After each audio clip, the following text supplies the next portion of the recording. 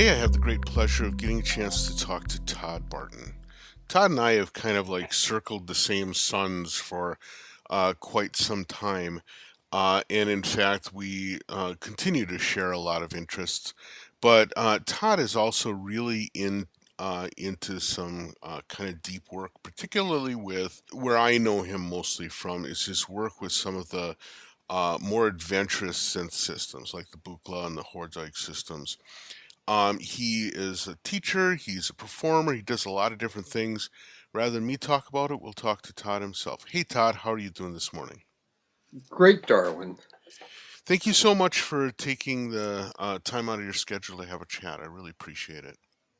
Well, it's my pleasure and honor. So Yeah, thank you. yeah. Well, let's start off by having you kind of talk about what your work is.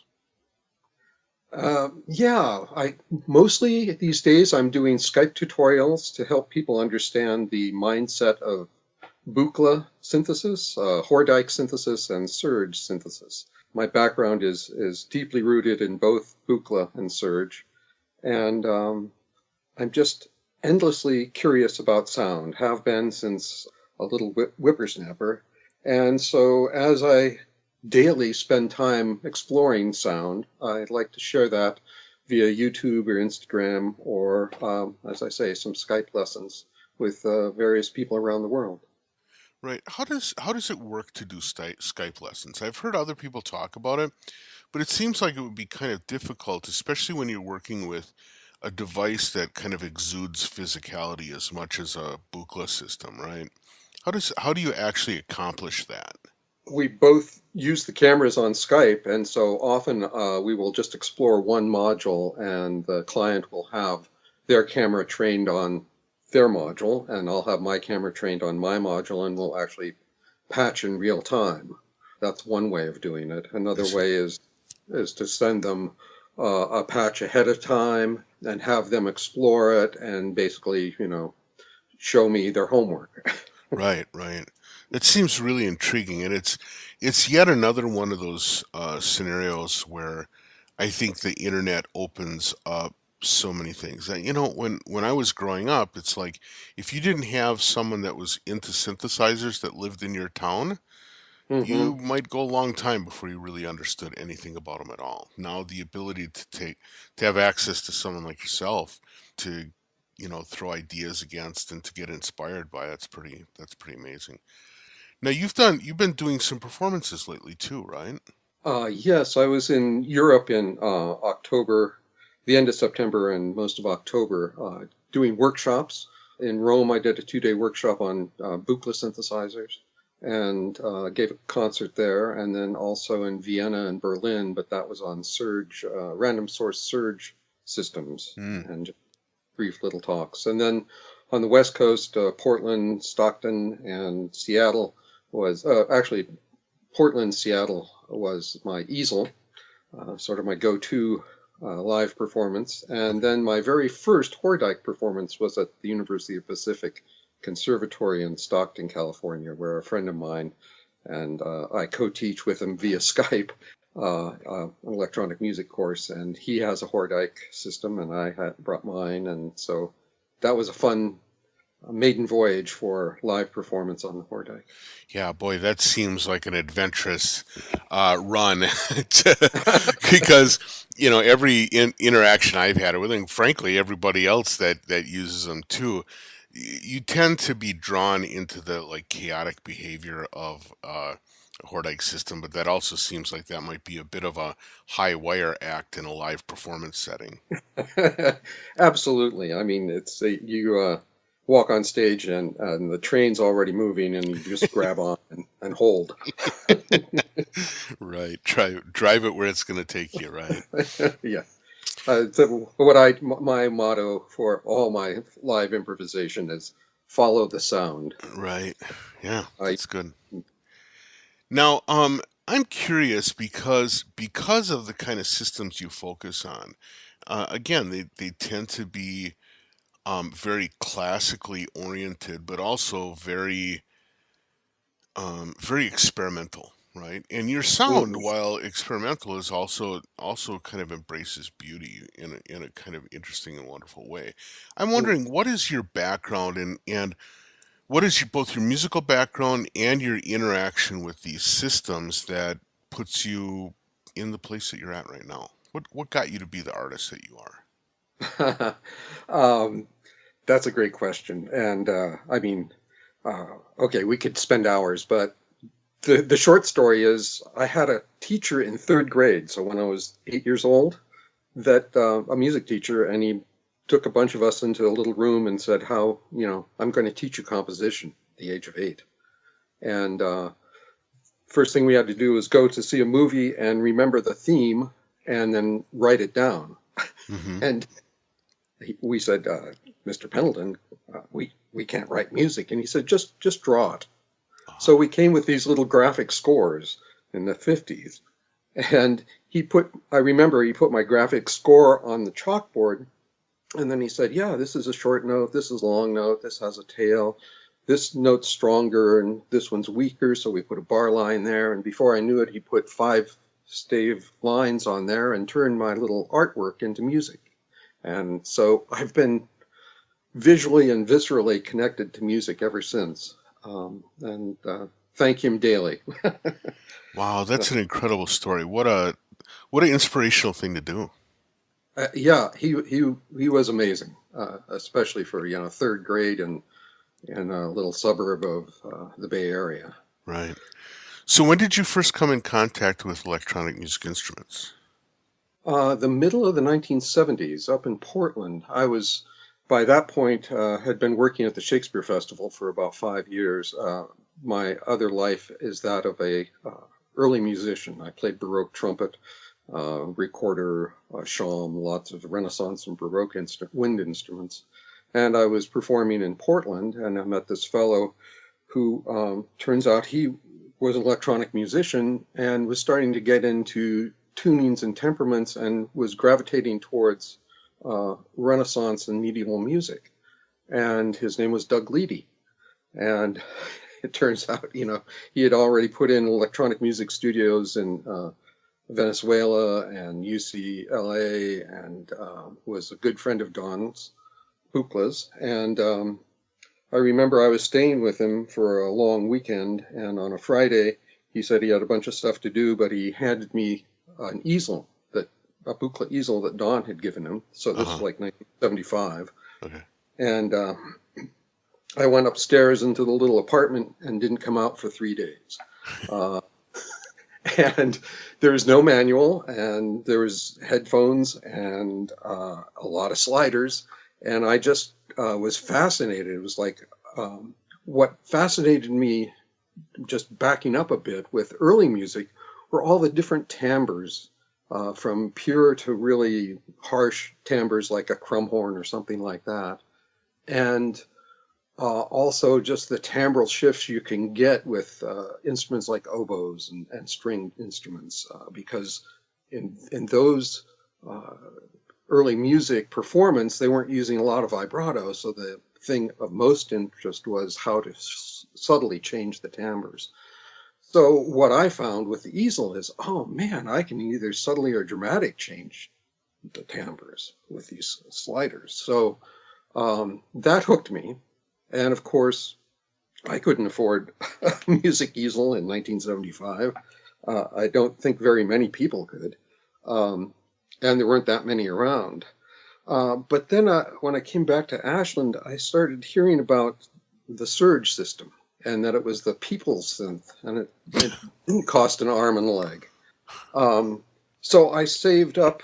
By My day job was composing music for the Oregon Shakespeare Festival, which I did for 40 years.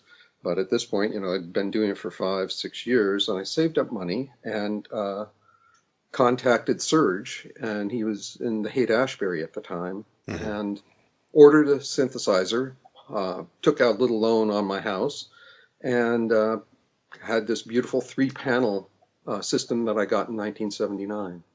And once again, there was no manual.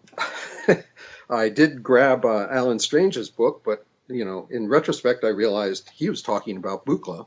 And Yeah, you, was you was talk, Rich Gold's book not out yet then? it came out just after I got it, Ah, I see. Okay. but it's basically that it's that system, that 3-panel system. Right. Yeah. So that was a godsend, but like for the first, I don't know, few months, it was just like plug and hope for hours on end. Right. And so I used that quite a bit, both in some of the scores I did at the Oregon Shakespeare Festival, but radio dramas were really big, and I did some work with David Ossman of Firesign Theater. He created a science fiction series for NPR called The Curve of Wonder. Okay. And so I produced a lot of music using that surge. And also out of LA, there was a thing called National Science Fiction Radio Theater, which was a fun little group. And I would send music down, music and sound effects for S- them. So that seems like actually kind of a big leap, going from creating sort of like early music for a Shakespearean festival to doing science fiction tunes for an LA group. How did you make that leap? Well, I had a friend from college who was working with the group in LA, and they were looking for somebody, and he knew I was deep into synthesizers there, Mm, even in the like late '70s, early '80s. And then also for science fiction, the local radio station here in Ashland, Oregon, brought a science fiction writer down for like a symposium, Ursula Le Guin. yeah, yeah. And I read all her books by the time, I got to meet her in person at this symposium. And it turns out while we were talking, the head of the radio station said, "Well, can we option your one radio drama that I know is hiding somewhere?" And Ursula said, "Sure." And I immediately said, "Can I do the music?" And she said, "Well, do put something together." And so I put something together and drove up to Portland and got out my little cassette and played my demo reel, and she loved it, and we've been working together ever since. So That's fantastic. What a great story.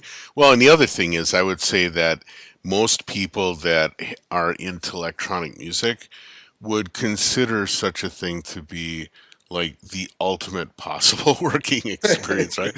What could be better than making up sounds? Now, to what extent did you feel like you had to sort of follow the sonic footprint of classical science fiction, theremin sounds and stuff like that? And to what extent did you feel free to explore the edges?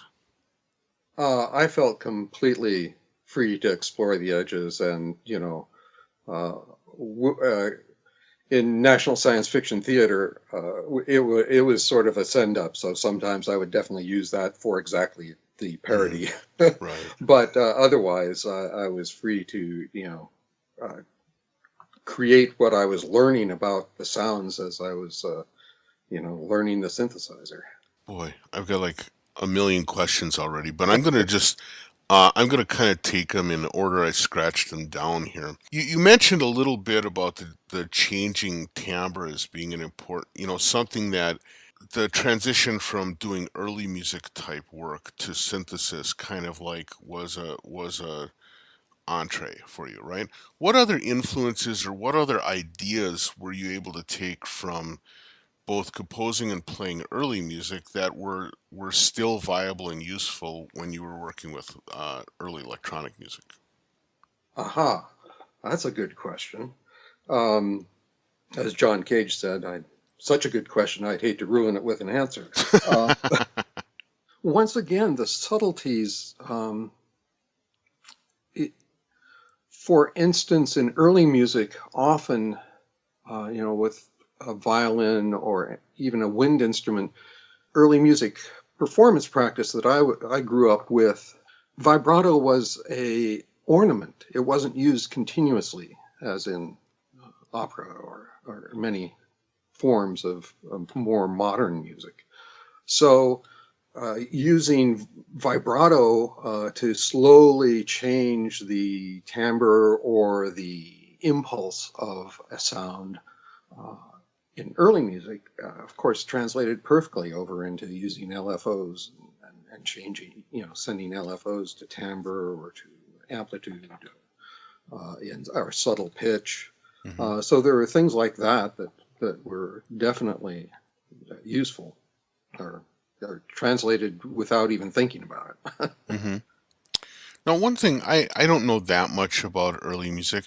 To what extent was the nature of the instrumentation itself changing at that time? I mean, such that there's kind of a correlation with the ever new orientation of electronic music. Was the instrumentation really set, or was the music sort of set up to be playable by whoever or whatever showed up? Yes, absolutely. Baroque printed music would say, here's a trio sonata, and it can be played by either a violin or an oboe or recorder or flute on top. And you can use a small organ or a harpsichord or for the continuo part, and you can either have a bassoon or a cello or viola da gamba playing the bass part. So the timbre, by who bought the music and what instruments they had, would be different than somebody 50 miles away that had a different set of instruments but could play the same music. Right. Interesting. Well, now, as a composer, then, what do you do with composition that kind of gives it that life? Because, I mean, as you're explaining it, I'm visualizing what this would look like and then realizing that right now I would have trouble transferring my composition to someone 50 miles away because there's not really any adequate way of representing it on paper, or so it seems. Hmm. Do you have a Absolutely. do you do anything yourself in your practice, or have you seen things that tend to work for that kind of documentation? Well, no. Okay. I mean, I'm used to reading graphic scores, but of course those are so totally open. And and frankly, I've not been interested in creating a score that then somebody else could play, and it would have the same energy but different timbres, or the same sculpture but different timbres. Right. I think that's what you're getting at. Yeah, it is. It's like with the inception of electronic music and tape recording in the 50s, our medium became tape. Mm-hmm. It's like if I want it repeated the same way, then I would have committed to tape, or today, of course, to digital Digital, right. recording. And then the sort of fun part, however, this reminds me a lot of what like Curtis Rhodes is doing, which is he will have a piece, one of his most recents called Then, but he will remix it for cassette.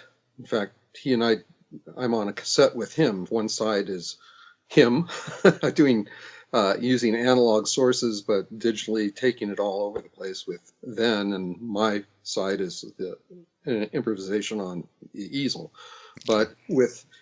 But he performed Then with 48 speakers in Berlin, by just live diffusion. So it's a set tape, it's the same tape, but he can make it sound so completely different by bouncing it in so many different directions and at different speeds. I mean, you can spin the sound through speakers to the point of amplitude modulation, which Mm-hmm. adds a whole new dimension to the experience. Right. So that's the closest thing I know of take a set tape and then diffuse it. Interesting.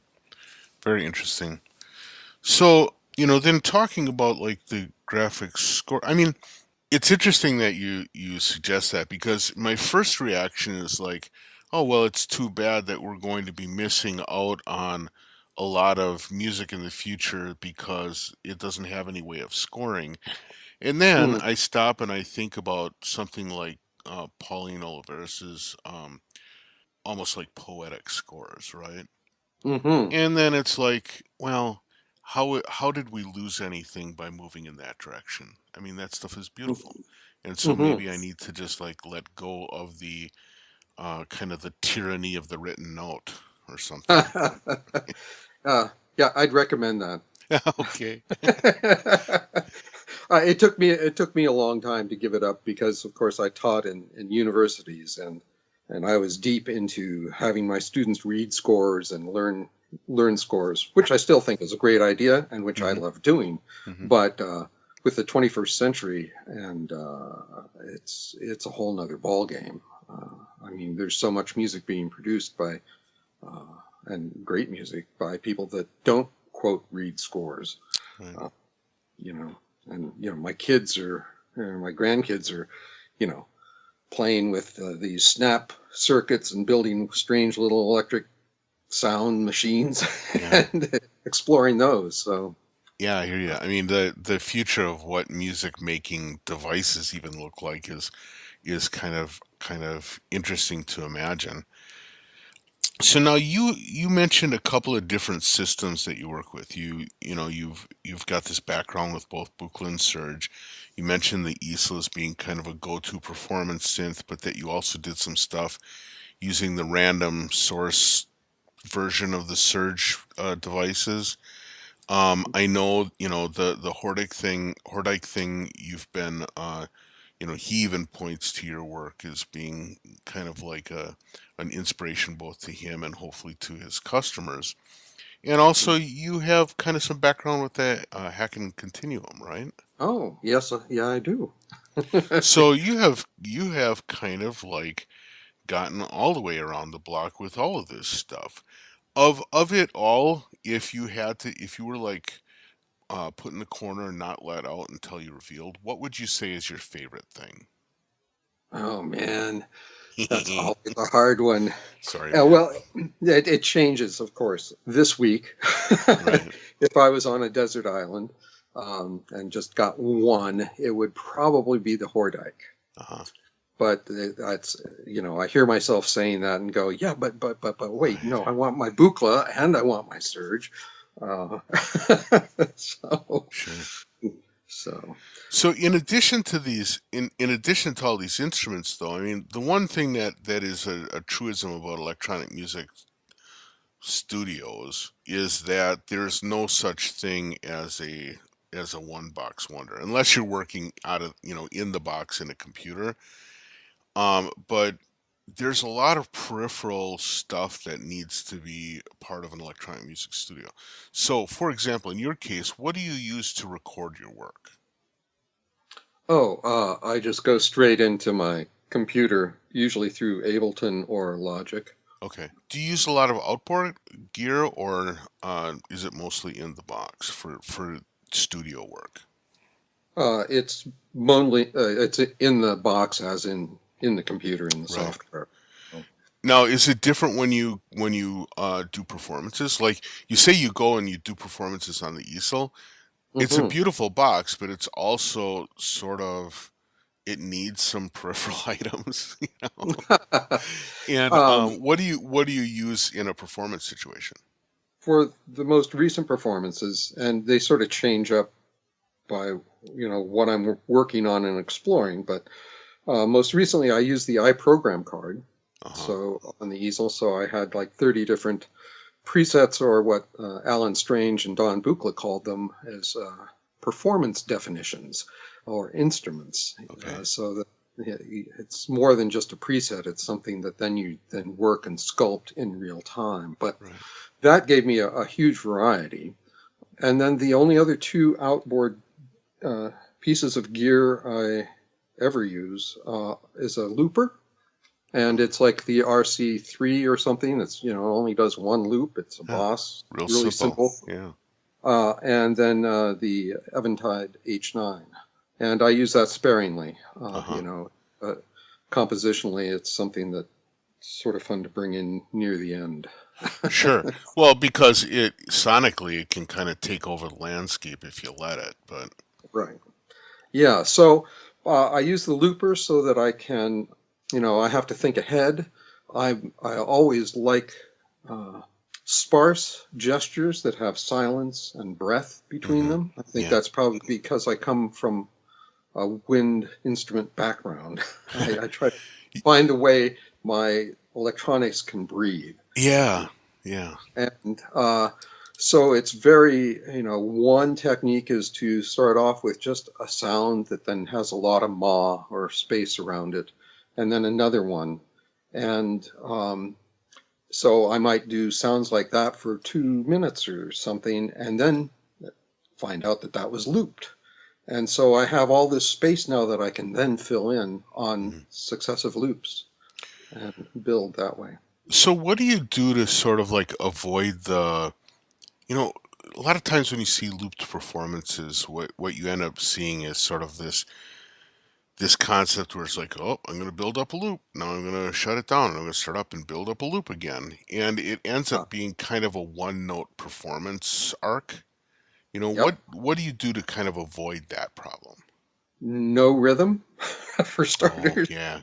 Good I mean, point. and what I was just describing is, if I, Yeah. whoa, space, space, space, space, more space. Then I can come back and, 2 minutes of that. And when I hit loop, you might not even recognize it as a loop because you might not remember that first gesture because we've been Right. through some. And then I can respond to that first gesture. And so it becomes a call and response, if you will, or it can be. That's one technique. Hmm. Um, Another is to then just start layering maybe a a constant, some sort of interesting verbally bandwidth that then these play against. So yeah, and then the transitions, of course, are the big issue. I think that's true for all composers, right? I mean, Hmm. how do you make the transition and make it make sense? You can do a jump shift, sometimes that'll work, or you can do a crossfade, or you can fade out, fade in, yada yada. There's not too many choices. And so often what I will do is actually, build up and build up and build up, and then also add some serious reverb. And the pedal is bizarre because unless I bend down and turn the volume out, I can't crossfade. I have to do a jump shift. Right. I have to cut it out. So I usually, in some cases, I'll create such a huge, massive sound that's in now looping and then going out through the H9. So then when it cuts out, I know I have like a 3 to 7 second tail. Hmm. And but before doing that, I will have created a completely new texture on the easel that then will be revealed when that tail disappears. Interesting. So you actually work with the pedals on the floor? Yeah, Oh, because so many people I see, they keep them on the tabletop with them so that they can access those controls in real time. That's interesting. yeah. I'm too busy accessing all the sliders on the easel. Right, right. I don't want to give up my fingers. Sure, I can hear that. And so you don't use an external mixer or anything then. No. It's pretty fascinating. Yeah, I did use an external mixer on the Hordijk because I had at least 3 or 4 different sound trains going that Mm. I then could pull in and out and mix and match. Yeah, that was the next thing I was going to ask. The Buchla really isn't super capable of multiple sound paths, right? But some of the Mm-mm. other systems are. Um, is that something that you don't focus on? Because I see, and it's just a thing for me, right? Hmm. But a lot of times when I go and see performers that are using a modular live, they have this pre-patch system that looks like kind of an ostrich nest, right? And Uh-huh. it has a whole bunch of pre-patch things that they're able to kind of switch back and forth from. And Hmm. while I'm happy for them that they did that, it also is it seems odd to me. I would have trouble. First of all, I would have trouble sort of like managing a multi-voice thing that's kind of mixed up together in that way. But Hmm. also because it seems like one of the points of immediacy is being able to do oddball patching on the fly. All of a sudden I have this desire to hear, an extra envelope changing the Hmm. modulation level of this thing. I want to patch it now. I don't want to think about, oh, did I ever patch that at some point in the past? And is it Right. maybe already in there and I have to find it, right? Yep. Yep. Do you Uh, ever do stuff where you have these multiple paths, and do you ever do like heavily pre-patch stuff, or are you more of an on the fly guy? I'm totally on the fly. In fact, it's true. I follow the sound. Whatever sound comes up first, that begins the process. I mean, this comes from a few free improv groups I used to work with, Trapezium, and we tried to do. Okay, who's going to start? You're going to start. Okay, and you're going to do something like this. That lasted one performance. Then Hmm. we eventually just said, okay, we're on stage. Whoever starts, then we follow that. And Right. we didn't know. And sometimes at my performances, I've had children come up and move all the sliders on my easel without sound. Nice. And then they go back, and then I turn the volume up, and that becomes the first sound. Oh, interesting. That's really cool. Yeah, and it's living on the edge for sure. I mean, this could all fall apart anytime.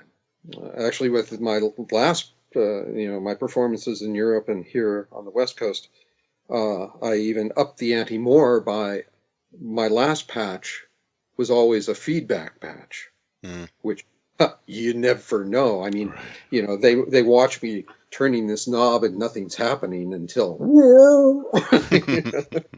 and then it's like, okay, we get the surfboard and ride this sound, you know.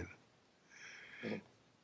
Very interesting. So now, having had this experience working with sort of like free improv ensemble, I've done that in the past, and one of the things that I learned, my friend Andrew likes to talk about how the best in an improv ensemble kind of environment, the best players are the ones that listen 5 times as much as they play, right?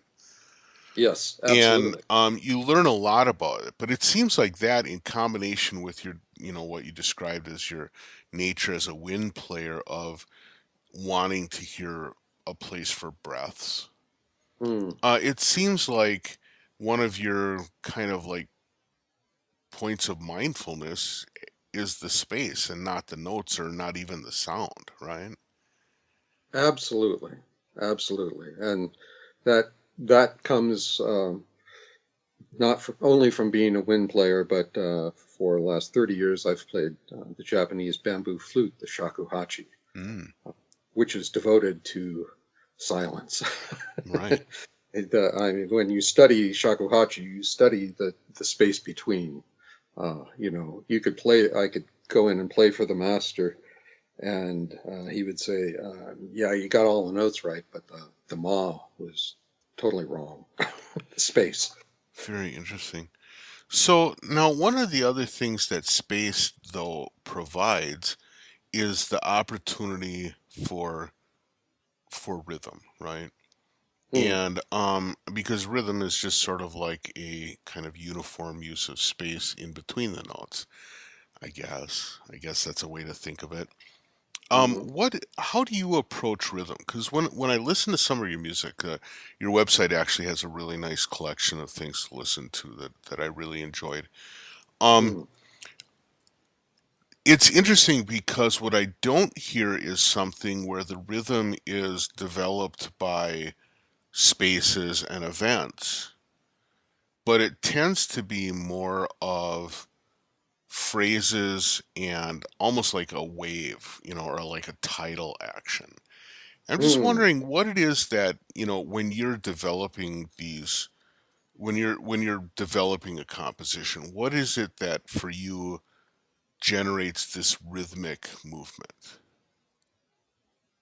Wow, that's a good question. I don't know that I've ever even thought about that. I mean, of course, if it's in let's take a Buchla, the rhythm's going to come from a 281, function generator Hmm. that's cycling. I don't like to hear the same thing over and over and over for very long. So that's maybe why you hear these ebbs and flows. So I I'm see.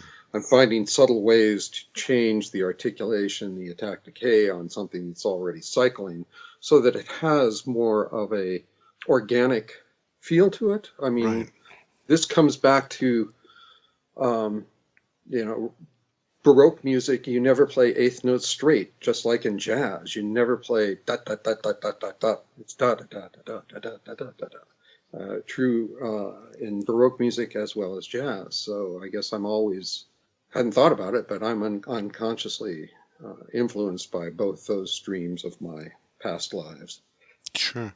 Well, speaking of like the organic nature of stuff too, the other thing I would say is that, with the Buchla systems, you always had this, whether it's touch plates or whatever, there was a kind of the alternate controller mentality. And Hmm. certainly your work with the Haken Continuum points that as well. What what is your preference for the way that you control the sound? Mm. And what is, I mean, are any of these things sort of like your preference, or is your preference something else that you have, or is it something that has yet to be invented? um, my preference is sliders and knobs. That's totally where I'm at. I love the easel and I love the pressure, and I use the pressure to send that to every parameter I can possibly think of. Hmm. Um, the Haken, of course, is wonderful because you have X, Y, and Z and can program those to anything you want. Well, like with the Hordijk performance, there was no keyboard, there was no sequencer. It was all just knobs Right. and switches. So, um, yeah, my endless daily exploration of sound is spent turning knobs, flipping switches, and writing sliders. And it's always the knobs and sliders that are on the instrument itself. Yes, Okay. absolutely. I need to feel in touch. Right. Like with the sliders on the easel. I mean, I feel like I'm pretty darn close to the electrons, Yeah. as opposed to a mapped slider or a MIDI mapped fader, which is like so far removed from what's happening that I don't feel connection. Yeah, well, it's funny because after I did an interview with Rob Hordijk, I actually had a chance then to play with one of the Blippoo boxes, Oh yeah, and that's what I felt like. I felt like I had my hand on the electrons, and I was kind yeah, of like swinging them around. yeah, yeah, yeah. Well, my definition of music is it's sculpting energy. All right. That's what So, it is. boy, our time is already just about up. But before we go, I want to talk a little bit more about the kinds of things you do as an educator, because you currently you do some training for Mac Pro Video. You do these Skype things. You have a number of different tutorial things online, and I spend my time trying to teach people how to do electronic music stuff too, through my interaction with Macs. But I'm curious, what in your mind is the difficulty, and maybe also, or potentially in addition to, being the kind of affordances of electronic music as a teaching tool for musical expression? I mean, what is it? Why is it that you stayed in that, and what is it about teaching that you enjoy? I love watching light bulbs go off. I love watching students or clients go aha and then start running with it. Hmm. Um, so hopefully what I provide is a springboard or a catalyst to their curiosity and imagination. Oh, that's really interesting. Well, Todd, I want to thank you for your time. It was fantastic. If I'm going to send people off to look up your stuff, where's the best place for them to get sort of a good taste of your work? toddbarton.com and then sort of like click around there. I think there's some links right there on that first page. Otherwise, my YouTube channel or my Instagram. And I'm Synth Todd, SYNTH Todd on Instagram. And that's where I'm posting a lot of stuff, everything from educational to just what my explorations are. Well, that's fantastic. I hope everyone takes a chance to take a good look.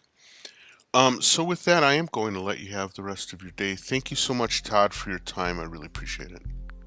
My pleasure. It was great meeting you, Darwin, and you have a great day too. All right.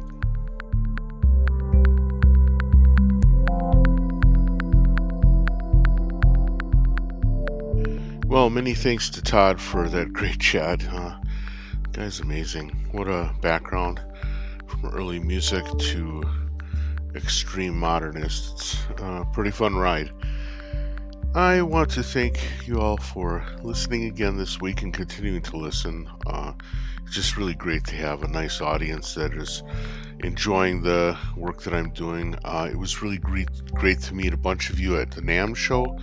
That was really awesome. I also want to especially thank all the people that have recently picked up my new releases. It's darwingross.bandcamp.com. I've got a couple of historical releases, archival releases of mine.